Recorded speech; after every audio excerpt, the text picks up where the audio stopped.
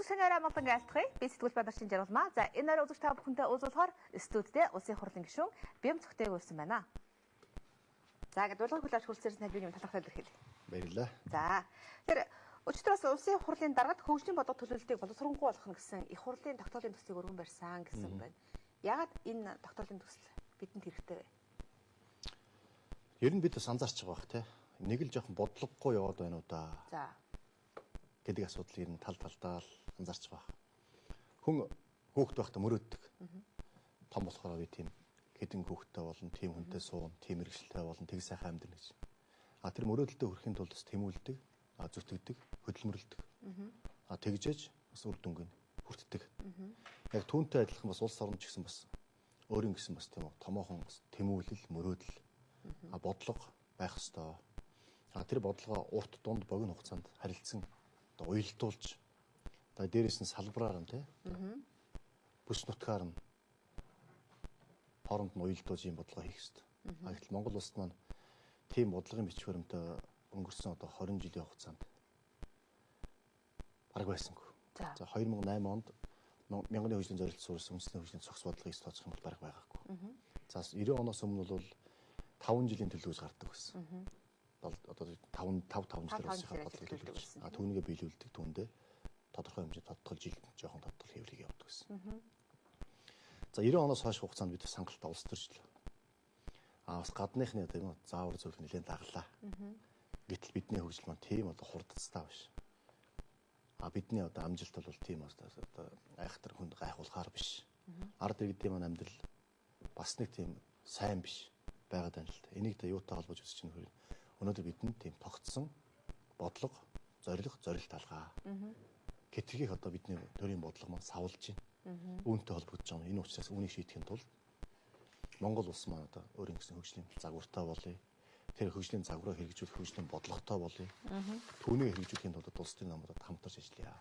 Ингээм бол энэ улсын улсыг бол энд санаачлах гаргая гэж үзэж Монгол улсын хөгжлийн бодлого төлөвлөлтийг боловсруулах тухай улсын хурлын тогтоолыг өчигдөр улсын хурлын дараад улсын хурлын нэр бүхий гишүүд Бакэ гишүүн, Сүү Батболд гишүүн, Оюун Хорол гишүүн, Уянгаа гишүүн, Одон Туяа гишүүн. Дэмбэрэл гишүүн бид нарын гишүүд өргөн барьсан. Тогтворгүй байх гэж дурдсан шүү. Өөрөөр хэлбэл аливаа улс орны хөгжлийн бодлого тогтвортой байх хэрэгтэй. Гэтэл тогтворгүй байна. Гэтэл 2008 онд батлагдсан мянган хөгжлийн зорилтууд үндэсний хөгжлийн цогц бодлого гэж байна. 2021 он хүртэл энийг бид баталсан байгаа. Гэтэл дахиад энийг өөрчлөх гэж байгаа нь өөрөө тогтворгүй байдал юм биш шүү. Тэгэхээр яг 2008 онд үндэсний хөгжлийн цогц бодлогыг батлахын тулд тухайн улсын хурл засгийн газар 2 жил гаруй хугацаанд ажилласан байдаг. За тэр үеийн бас Монгол улсын нийгэм эдийн засгийн нөхцөл байдал бидний төсөөлөл нэлээд өөр байсан. Нэг дахь шалтгаан. За хоёр дахь шалтгаан өөрчлөлт болж байгаа тийм үү? Бодлого гаргах хэрэгтэй болж байгаа. Хоёр дахь шалтгаан 2008 онд бид үндэсний хөгжлийн цогц бодлогыг 1 сард баталсан. 6 сард сонгуулсан. За хамтарсан засгийн газрыг 9 сард байгуулсан. Хамтарсан засгийн газрын мөрийн хөтөлбөрт бид нэр мянганы хөгжлийн зорилт суурьсан үндэсний хөгжлийн цогц бодлого дээр тулгуурлаж өөрөөр хэлэх юм бол 4 жилийн засгийн газрын үйл ажиллагааны мөрийн хөтөлбөр 4 жилийн хугацаатай батлагддаг. За мянганы хөгжлийн зорилт суурьсан үндэсний хөгжлийн цогц бодлого маань 2008-аас 2021 он хүртэл хэрэгжинэ гэдэг маань урт хугацааны бодлого. Урт хугацааныхын бодлого дээр тулгуурласан дунд хугацааныхаа бодлогыг бид нэр баталж чадаагүй. Хамтарсан засгийн газар тэс өөр хөтөлбөр дэвшүүлсэн. За үүнийгээ бид нэр жил болгон хэрэгжүүлээд явсан. Хамтарсан засгийн газар маань тодорхой хэмжээнд Монгол улсын нийгэм эдийн засгийн амьдралаас үр дүн гаргасан. За 2012 оны сонгуул болсон. 2012 оны сонгуулиуд дардсан нам маань бусад нам хвшилтэд нийт засгийн газар байгуулсан. Эндээ эргээд мянганы хөгжлийн зорилт үндэсний хөгжлийн цогц бодлого. За 2008-аас 2012 онд хэрэгжүүлж байсан хамтарсан засгийн газрын бодлогоос оруулаагүй бүх юм шинээр эхэлсэн. Өөрөөр шинээр эхлэхдээ үндсэндээ урд нь явуулсан бас ард иргэдийг дэмжиж байсан.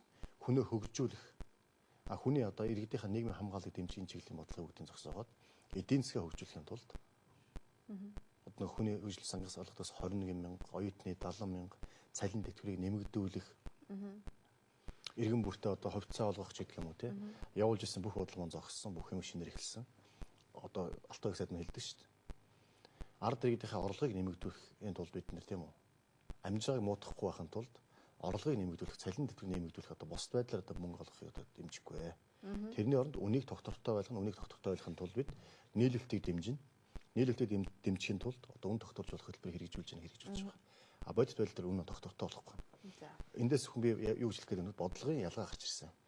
Иймэрхүү байдлаар тэр тухайн улс төрийн нам засгийн эрх барихаараа тэр байгуулсан засгийн газар гарч ирэхээр урд өмнөх бодлогыг үүсгдэг шинээр бодлогуудыг ингэж явуулдаг учраас энэ байдал маань Монгол улсын хөгжилд Монголын ард иргэдэд амьд хортой юм байна. Хортой байна гэдэг чинь өнгөрсөн 1 жилийн хугацаанд бас харагдчихлаа. Ийм учраас бид нэр энэ үндэсний хөгжлийн цогц бодлогыг шинчилъя, өөрчилъя. Ер нь бол бид хангалттай зовлоо, хангалттай алдаагаа амслаа, алдааны горыг амслаа. Тийм учраас цааш тогтвортой, тодорхой, бодлоготой болъё Монголын төр. Түүнийг хэрэгжүүлэхийн тулд улс төрийн намууд, улс төрчид хамтарч ажиллая. Ингийн тулд одоо улсын хурлын асуудлыг улс төрийн намууд хамтарч ярьж байж, хэлэлцэж байж, засгийн газар оролцуулж байж батлая. Ингээд энэ баталсан хөтөлбөрийг хэрэгжүүлэхийн тулд одоо нэлээд өндөр босготой, нэлээд одоо асуудалтай болж иж цаашаа явъя гэдэг үднээс асуудал ярьж байгаа. Харин тийм имийг өөрчилж болно, шинчилж болно. Тухайн цаг үетэйгээ уялдуулж болно. Гэхдээ эргээд одоо та бүхний баталсан хөгжлийн бодлогыг дараагийн парламент гарч ирээд өөрсгөө гэх баталгаа бидэнд байхгүй учраас нөгөө залгамж халаа чинь нөгөө доктортой байдал чинь хаана байгаа юм бэ гэж асуугаад байгаа байхгүй. Тийм биз дээ. 2008-д баталжсэн байна. За тэр болохгүй ингээд батал өөрчилж ирсэн байна. Гэтэл дахиад энэ засгийн газар энэ парламент болохгүй гэж дахиад өөрчлөө. Дахиад 2016 онд дахиад өөр парламент гарч ирэл дахиад бямцгтай ярьж ирсэн буруу байна гэл дахиад өөрчилжүүл яах юм бэ? Тийм ээ. Доктортой байдаг тэр бодлогыг бид яах ёстой юм бэ? Доктортой байдаг бодлогыг бид батлахын тулд тийм. Ерөөсөө л үндэсний зөвшөлтсөл гэдэг юм уу? Энэ улс төрчид, улс төрийн намууд нь ойлголцдог байх хэрэгтэй. Хэрвээ аль нэг улс төрийн хүчин олонх байгаа үедээ хүч төрж өөрийнхөө бодлогыг дэвшүүлдэг юм. Цөөнхөө сонсохгүй явуулсан байх юм бол нөгөө цөөнх нь олонх болсон үедээ бас тийм бидний санаа бодлыг энэ бодлого тийм үү? Энэ хуулинд, энэ хөтөлбөрт тусгаагүй. Тийм учраас бидний бодлого бол өөр бодлого. Ийм учраас өмнөх одоо энэ засгийн газрын өмнөх одоо олонхын хэрэгжүүлж байсан, дэвшүүлж байсан бодлого зорилтуудыг бид цааш нь өргөжлүүлэхгүй. Бид шинээр юм хийнэ гэдэг. Ингийн оронд бид нар улс төрийн намууд нь улс төрийн зөвшөлтсөд харилцан ярилцаад үнэхээр энэ зөв юм байна. Монгол улсыг хөгжүүлэхэд Монголын төрийг тийм тогтвортой, тодорхой бодлоготой болгоход энэ л хамгийн чухал юм байна гэдгийг тал талаасаа бүгдээр ярилцаад хөлөөн зөвшөөрөд түүнийг баталчих юм бол энэ цөөнхөө сонссон тийм үү? Олон нийттэйгээ хуваалцсан бодол санаагаа. Ийм бодлого учраас цаашаа хэрэгжүүлэхэд хэн нэгэн одоо өгөөсгöd шинээр эхлэх гэдэг шаардлагагүй. Ийм байдлаар асуудал хандах хэрэгтэй гэж. Сая бас Монгол улсын ерөнхийлөгч том төрөөс ухаалаг төрлөө гэж асуудал ярьлаа шүү дээ. Энэ дээр ч энэ асуудал хөндөгдсөн. За үүнээс урд нь Монгол ардын намын 27 дугаар их хурлуудаа сар гарах хүн болсон. Үүгээр бид нэр Монгол улс 2021 хөгжлийн зорилтууд гэж өөрөөр хэлбэл 2021 он хүртэл тийм үү. Одоо 1921 оноос 2021 он хүртэл 100 жилийн хугацаанд бид эргэж харж дүгнэе. Ингэхдээ 2021 онд монголчууд маань ямархуу амьдралтай Монгол улс маань яаж хөгжсөн байх вэ? Иргэдийн маань амьдрал яаж сайжирсан байх вэ? Гэрэг одоо тооцоо судалгаа гаргаж үзсэн. 2021 онд Монгол улсын хүн ам өөдрөг төсөөлөх юм бол 3 сая 500 орчим мянга байна. За дундаж гэх юм бол 3 сая 400 мянга байна. За жоохон гутранг байх юм бол 3 сая 250 мянга байна. Хүн ам маань. Хүн амын тоо тийм үү? За нэг хүн доогдох дотоодын нийт бүтээгдэхүүн нэг 12 мянган орчим доллар байх. Гэдэг байдлаар бид тооцоо хийсэн байж. Үүндээ хүрэхин тулд бид яах ёстой? Үүндээ хүрэхин тулд өөдрөг байх юм. Аль болох амжилттай байхын тулд одоо тал талдаа эдийн засгийн судалгаа хийж, улсын судалгаа хийж байгаа. Ингээл хамгийн одоо өөдрөг төсөөлөл тавиад түүндээ хүрэхин тулд бид нэр ойлголцъя, ярилцъя, зөвшөлдсөй. Гэдэг асуудлыг дэвшүүлэх хэрэгтэй. Энийг бол Монгол ардын нам 27 дугаар их хурлаа сая улсын их хурлаараа баталчлаа, уриалга гаргачлаа. Уриалгын хадаа Монгол ардын намын дарга, ерөнхий нарийн бичгийн дарга нам улсын намуудыг одоо ширээний ард суулгаж тийм үү. Ярилцъя, үндэсний зөвшөлт бидэнд хэрэгтэй байна. Монгол улсаа хөгжүүлэхийн тулд Монгол төрийг тогтвортой, тодорхой бодлоготой тэр нь одоо урт дунд богино хугацаанд харилцан уялдаатай хэрэгждэг байхын тулд улс төрийн намууд бол хамгийн гол нь ойлголцох хэрэгтэй байна, зөвшөлдөх хэрэгтэй байна. Ингэж гаргах юм бол энэ одоо хоёр тишээс авалдаг. Нэг бол ерөөсөө хит баруун гэж явчихдаг, нэг хит зүүн гэж явчихдаг юм уу те. Нэг 180 градусаар бодлого нь өөрчлөгдөх энэ байдал алга болох юм байна гэж бид үзэж байгаа. Ер нь ихэр судалгаа үндэслэлийг одоо бий болгож чадсан. Өөрөөр хэлбэл та бүхний боловсруулалтын тогтоолын төсөлд бас тодорхой хэмжээнд хөгжлийн бодлого ийм байх ёстой гэдэг нь загвар тийм ээ тэр судалгаан дээр үндэслэж хийгдсэн байх. Энэ судалгааг ер нь яаж хийв? За энэ дээр бол бид нар зүгээр бол юу миний хувьд одоо хууль санаачилсан тийм тогтоолын төсөл санаачилсан гишүүдийн хувьд бол гадны орнуудын туршлагуудыг бас улсын их хурлын дээр гэдэг судалгаа шинжилгээний хэлэлцэж байдаг. Тэргээр судлуулсан. За түүнээс гадна Монгол Ардын намын 27 дугаар их хурал бэлтгэх ажлын хэсэг маань Монгол улсын хөгжлийн бодлогыг боловсруулах ажлын хэсэг маань намынхаа харьяалалтай эдийн засагч нарыг тийм эрдэмтэн судлаачдыг сулгасан, хэлэлцүүлүүд хийсэн, эрдэмчлэгийн уралдаан зарласан. За түүнээс гадна зориуд бас тодорхой төлбөр төлж хүмүүс сулгасан. Ингэжээр үндсэндээ 2021 он хүртэл ойрын дунд хугацааныхаа бодлого маань юм байх юм ийм зорилтууд тавьж ингэж явах хэрэгтэй байна гэдэг бол гаргаж ирсэн байж байгаа. Мэдээж энийг улсын хурал дээр бид асуудлыг хөндөж байна. Монгол улсын ерөнхийлөгч хөндөж байна. Ингээд тал талаасаа тийм үү ерөнхийлөгч нь улсын их хурлын засгийн газар нь энийг төрийн бодлогын гол асуудал гэж оруулж ирээд энийг тал талаасаа ярилцаад явах юм бол энд засгийн газрын харьяа байгууллагууд, яамдууд энэ дундаас Монгол улсын эдийн засгийн хөгжлийн яам, за үндэсний хөгжлийн хүрээлэн, улсын их хурлын дэргэдэгтэй шинжилгээ судалгааны байгууллагууд ингээд тал талаасаа нийлээд ингээд явах юм бол энэ бол нэлээ юу гэдгийг бидний судалсан нэг улс төрийн нам, нэг хэсэг судлаачдын судалсан төвшөнд биш Монгол улсын төрийн бодлогын хэмжээнд нэлээ үр дүнтэй нэлээ юу гэдгийг өндөр чанартай бүтээл бичвэрт гарах болов. Өнөөдөр бол Монгол улс олон бодлогууд байдаг. За эрдэс соёлын салбар төрөөс баримтлах бодлогын бичвэрт бид батлахгаа явж байна. Батлах гал явж байхад яг түүнтэй уялд эрдэс соёлын салбар төрөөс баримтлах бодлогын бичвэр батлагдаагүй батлагдах гал хэлэлцэж байгаа. Тэнд дотор нь ашигт малтмалын салбартаа нэгдсэн нэг бодлоготой нэг хуультай байна гэж орцсон багт араас нь ашигт малтмалын салбарын хууль ашигт малтмалын хуулиас төгөөмөл харах хэвээр ашигт малтмалыг тусдаа хуультай болгоно гэж орж ирж байгаа. Ийм байдлаар ерөөсөө өнөөдрийн явж байгаа байдал юм байна. За урд нь Монгол мал хөтөлбөргээ баталсан. Хэрэгжиж хэрэгждэг. За биеийн тамир спортын талаар төрөөс баримтлах бодлогын бичвэр, хүн амаатай эрүүл мэнд байх бодлогын бичвэр гэл бодлогод батлаад байдаг. Тэр бодлого дээр тулгуурсан хөтөлбөр гарах хэвээр. Тэр хөтөлбөр дээр тулгуурсан хууль гарах хэвээр. Гэтэл бодлого нь тусдаа хөтөлбөр нь өөр, хууль нь гарахтаа өөр агуулгатай байх шүү дээ. Өөр үзлэмжтэй байх шүү дээ. Ийм байдлаар явж байгаа өнөөдөр бидний нэг том алдаа байна. За өнөөдөр ингээд төр засаг маань тийм засгийн газар маань улсын их хурлын засгийн газрын төвшөндийн асуудал ярьж байгаа. Орон нутаг дахиад нэг өөр юм ярьдаг. Одоо өнөөдөр өнгөрсөн засгийн газрын үед бол улсын их хурлууд бүс нутгийн хөгжлийн асуудал бид ярьдаг байсан. Баруун бүс, төвийн бүс, зүүн бүс тийм үү? Хангаан бүс гэдэг нэг харилцан уялдаатай хоорондоо тийм үү? Бүс нутаг бүртээ нэг таталцлын томоохон төвөттэй болж бүс нутгаа ингэж бүс нутгаар нь хөгжүүлэх гэдэг асуудал ярьдаг байсан. Өнөөдөр Монгол улсын ерөнхий сайд гарч ирээд үгүй тэр бүс нутгийн асуудал бид ярихгүй. 21 аймаг болгоно хот болгоно. Тус нь гэж ярьж байгаа. Гэтэл 21 аймаг хот болохын тулд тийм үү тэнд тодорхой хүн амын төвлөрөл бий болох хэрэгтэй. Нийгэм эдийн засгийн дэд үтсүүд бий болох хэрэгтэй. Гэтэл тэрийг нэг зэрэг шийдэж чадахгүй юу? Эхний ээлж нэг шийдэх гэдэг юм уу? Ийм бодлогууд маань уялдаагүй байгаа. Тэгээ энэ уялдаагүй байдлыг л уялдаатай болох. Бүс нутгийнхаа төвшөнд уялдаатай болох. Төр маань нэгдсэн бодлоготой болох. За төрийн баталж байгаа улсын их хурлын баталж байгаа бичвэр баримтууд тэр бодлого хөтөлбөр тий хуулиуд нь хоорондоо уялдаатай болно. Дээрээс нь урт хугацаанд, дунд хугацаанд, богино хугацаанд уялдаатай болно. Дээрээс нь ингээд савлаад байдаггүй.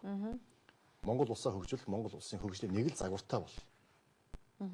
Тэр загварыг ерөөсөө хүн болгон баримтлаа. Тэр загвартаа хүрэхин тулд яг ийм зорилтууд дэвшүүлээд ингэж явъя гэдгийг тодорхой болчих юм бол одоо бид цаашаа маш хурдтай эрчимтэй алхаад явчих бололцоо байна гэж үзэж байгаа. За баярлалаа их үзэгчтэй. Би өнөөдөр улсын хурлын гишүүн Бям цогттой ярилцж байгаа. За өөрөөр хэлбэл улсын хурлын гишүүн Бям цогтодод бусад нэр бүхэн гишүүд хамтраад за хөгжлийн бодлого төлөлтийг боловсруулах тухай улсын хурлын дотоод тэмцлийг батлуулах хүсэлтийг улсын хурлын дараа дөрвөн барьсан байгаа. За тэгвэл энэ сэдвээр хэд орны дараа иргэд ярилцах болно. За салбарын уялдаа холбоо одоо хангахын тулд хэрхэн ямар бодлого бичиг баримтад өөрчлөлт оруулах шинжилгээ заашгүй шаардлага байгаа вэ гэдэг талаар хэд орны дараа лавлаа.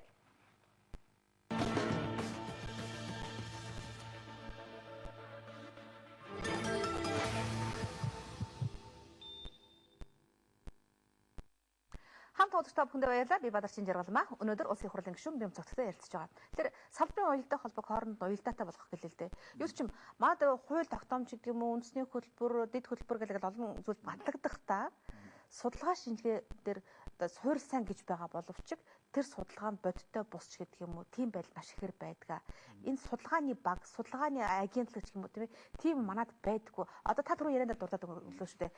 Намын харьяалтын хідэн эдийн засгчдаараа судалгаа хийлгсэн гэдэг юм уу? Явцсан хүрээнд байна. Тэгвэл яг энэ эдийн засгийн талаар, улс орны талаар, нийгмийн талаар судалгаа болдог энэ том агентлаг гэх юм уу бий болох шаардлагатай санагддаг энэ тал дээр.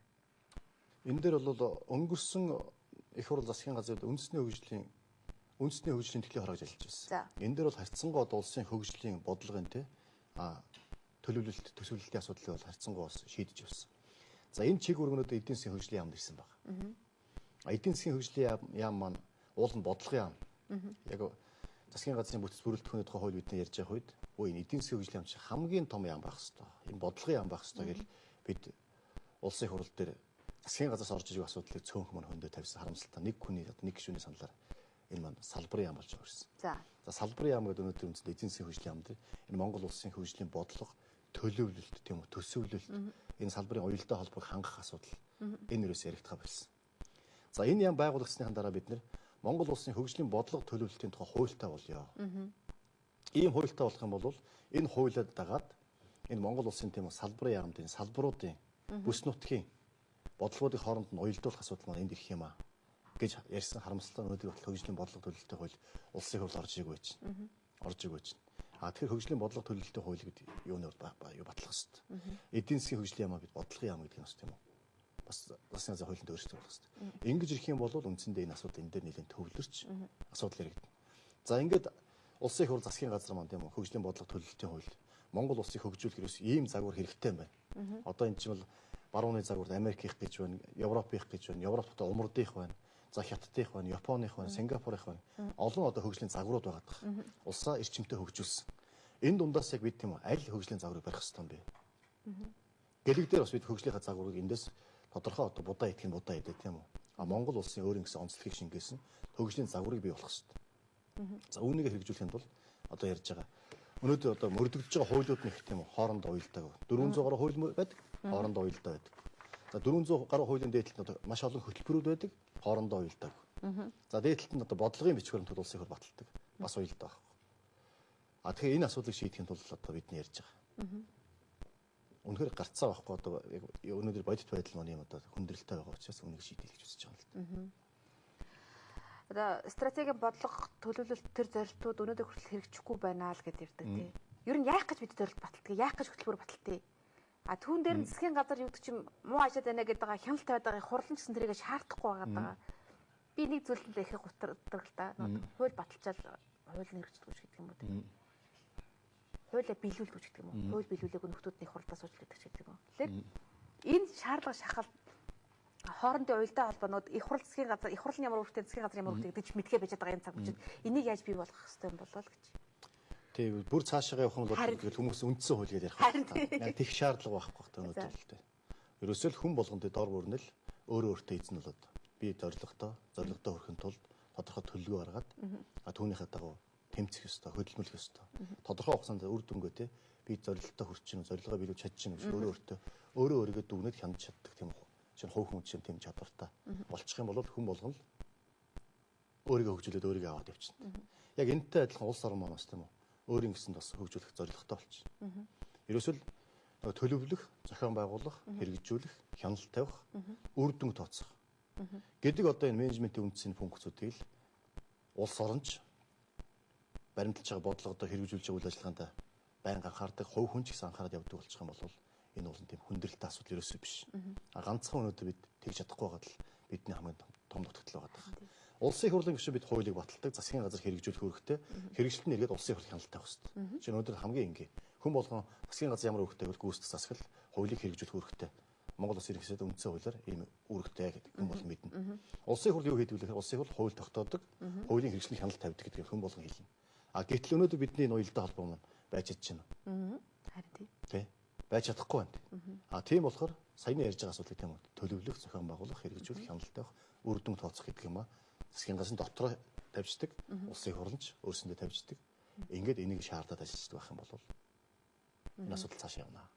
Зүгээр яг зөв жоох улс төржүүлээд явах юм бол өнөөдөр засгийн газар маань улсын хурлаа дээр гарцсан байна. 19 сарын 17 их хурлын гишүүн хийж байна. Давхар дээлийг тайлал гэдэг. Давхар дээлийг тайлал гэдэг чинь бол бас тий энэ байх газараа байж энэ улс орноо хөгжүүлэх тийм үү. Энэ ард түмнээ сайхан амьдрах, энэ зорилгоо биелүүлэхийн тулд хүн болгон үүргээ биелүүлээ гэдэг юм нэг эхлэл нь явж байгаа юм. Одоо тогтоолын төсөл дээр бас заасан байгаа л өөрөөр хэлбэл засгийн газар чиглэлүүд өгөөд ерөнхий садарах хэмжээ авчих хэрэгтэй ч гэдэг юм. Салбарын уялдаа холбоог хангаж явах тэр үүргийг тийм ээ бас биелүүлэх хэрэгтэй ч гэдэг юм. Тэгэхээр энэ салбарын уялдаа холбоог хангахын тулд зөвхөн тогтоолын төсөл байх хэрэгтэй юу? Эсвэл энэ дээр бид яагаад тогтоолын төсөл байдлаар улсын хөл өргөн барьж байгаа юм бэ гэхээр Өнөөдөр юу гэдэг улсын хурл өөрөө тий улсын хурлын гишүүд улсын хурл маань өөрөө энэ асуудлыг санаачлаад тэгээд асуудлыг шийдэж явж болно. Улсын хурлын үндэсний хөгжлийн хүрээлэн одоо бусдад тийм үү эрдэм шигний байгууллага шинж ухааны актив одоо бусд юу гэдгийг тий байгууллагуудад дайшлаад бид ажиллаж болно. Болохгүй биш болно тий. Засгийн газар маань энэ асуудлыг оруулж ирэх юм бол засгийн газар чинь бас хууль санаач хэрэгтэй шүү дээ. Энэ асуудлыг өөрөө оруулж ирээд түүн дээр нь ерөнхийлөгч тийм улсын хурл хамтраад ингэ оролцоод явах юм бол нэлээд үр дүнтэй болчих болов. Тэгэхгүй засгийн газар нь би хийхгүй гэдэг, эсвэл ерөнхийлөгч нь би хийчихье гэдэг. Эсвэл улсын хурл нь бид нар хийчихье гэдэг. Ингэх юм бол харьцангуй жоох учир дутагдaltaй болох болов. Засгийн газарт өөрт нь байгаа те 21 аймаг түүний одоо тийм үү бүс нутгийн хөгжлийн бодлого 21 аймгийн өөрийнх нь хөгжлийн хөтөлбөрүүд байж байна. За тэгээ засгийн газар яамдынх нь өөрсдийн салбарын бодлого байж байна. Үүнийг хэрэгжүүлэх бас бүтэц бүрэлдэхүүн тэнд бүрэн байж байна. Үүгээр асуудлыг улсын хурл өргөн барьж байгаа. Тэр үед нь ерөнхийлөгч нь улсын хурлын гишүүд нь хамтарч оролцоод одоо бүгдээрээ хэлэлцэл буруугүй бүлээн усаар гол хэрэг гэж ярьдаг шүү дээ. Яг тийм байдлаар оруулж ирээд явах юм бол эргээл улсын хурлаар батлагдж гарна. Засгийн газрын боловсруулсан улсын хурлын баталсан. Ерөөсөө Монгол төрийн бодлогын бичиг баримт болно.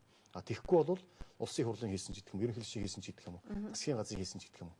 Манайхнаа тачмаас эсвэл хэсэг гишүүдийн хийсэн ч гэдэг юм уу. Гэж харах юм бол ингэж харагдаж хэрэггүй баха. Ингэж харах юм бол дахиад нөгөө нэг хэсэг хүний хийсэн ажил маань эргээл одоо зогсдог. Энийг хэрэгжүүлэхгүй дахиад шинээр явна гэдэг. Юмруу оршин магадгүй. Тэгэхээр энийг Монголын ард түмнэр хилэлцүүлээд улсын хурл, ерөнхийлөгч, засгийн газар бүгдээр хамтар хийчих юм бол жинхэнэ Монгол төрийн нөгөө урт, богино, дунд хугацаанд бид одоо чанд баримталдаг бичиг баримт болох бах. Энийг батлахын тулд үндэсний зөвшөлтсөл гэж ярьж байгаа. Ойлголцоод, ярилцаад тал талаасаа тийм үү ойлголцоо зөрөг алга болгоод тэгээд нэгдсэн ойлголттой болох юм бол энэ маань амьд явах тийм үү хэрэгжээд явах оролцоотой хөтөлбөрлөж үзэж байна. Үнэн Бямцат гишүүн нарын гишүүд санаачлаад одоо хөгжлийн бодлого төлөлтийг боловсронгуй болгох тогтоолын төслийг одоо их хурл өргөн барьсан байгаа нь та сая ярих төсөл хэлээ шүү дээ. Үнэхээр үндэснийхээ эрхийн төлөө бид нэгдээд зөвшөлдөх ёстой. Чиний нам, миний нам гэд нэг хуваагдаа талцаад байгаа энэ цаг үеийг бид чадах уу?